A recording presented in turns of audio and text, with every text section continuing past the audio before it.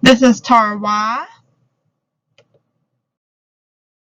You'll miss the best things if you keep your eyes shut. That's really important for all of us to remember, especially in this time when we may be a little upset about what's going on, especially with the coronavirus, and we may get depressed or have anxiety. But it's important to remember that even though these are challenging times, there's always something good going on in life. Now, it may not seem like much at the time, but if you keep hold on that and you keep focused on the good things going in life, it won't seem as dark as it is if you just focus on the negativity. So I think that's really what this is trying to say is don't shut out everything. Keep your eyes open, and that way you can see the good along with the bad.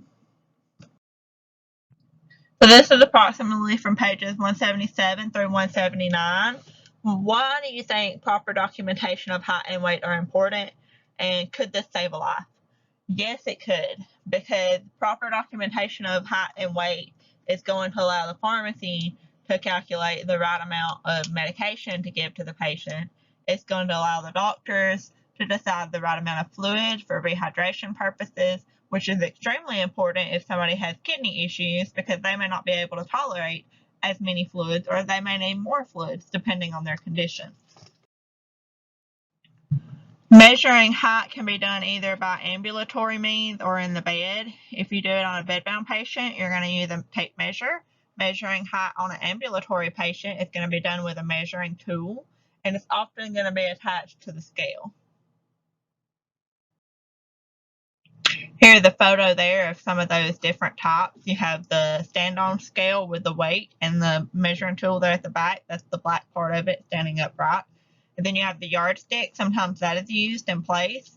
And then you have this curly little blue tape measure. That's one that you would use in the bed. Height conversion. This is often used in the medical field if you take a height and it's not in centimeters. We normally use centimeters, which is the metric system, to document. Some facilities may allow documentation in other systems, so be sure to check with your facility. This is done to reduce confusion and errors in the patient care. So conversion-wise, you have 2.5 centimeters in each inch, 12 inches in each foot, and you need to memorize these. There's really not anything that I can do to help you understand these conversions besides memorizing this right here. There's 12 inches in each foot, and there's 2.5 centimeters in each inch. If you can remember that, the rest of it you'll be able to do, but this is the main part that you need to remember when it comes to height conversion. So an example would be if you had somebody that was 5 foot tall, when you know there is 12 inches in each foot, you're going to say 5 times 12, which is going to give you 60 inches. And you know that there is 2.5 centimeters in each inch. So your next step is going to be to say 60 times 2.5, which is going to give you 150. So your answer then, if they are 5 foot tall, they are 150 centimeters. And that would be an example of how you do that conversion. Measuring weight can be done using a bed scale on a bedbound patient. You can use a roll-on chair scale for a chair-bound patient.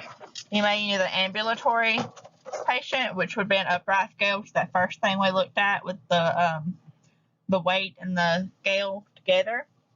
And you might also have to document that in a separate type of system than what you took your measurement in. You always want to include your date and your time, who done the measuring, the patient name and birth date, and if necessary, the route by which the weight was taken. That would be important if you had previously been taking the patient's weight in the bed, but now all of a sudden you're taking it with an upright scale. That might make a difference if that bed was not zeroed out like it should have been. Types of scales would include the chair scale, which would be that one down in the bottom left-hand corner. It's one that you roll up on. And then you have the upright scale there that we've seen before. You have the one in the top right corner, which would be attached to the bed. You have the small one down in the bottom right corner, which would be used to weigh infants. There's different stand-on scales as well. An example would be the top left-hand corner.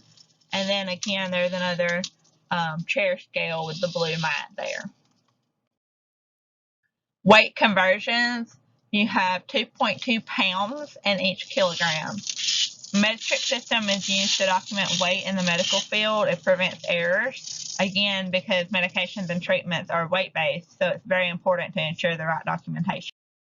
Okay, so an example would be if I had a patient that weighed 160 pounds, I'm going to divide that by 2.2, which is going to give me 72.72 kilograms, and that's how you do that conversion.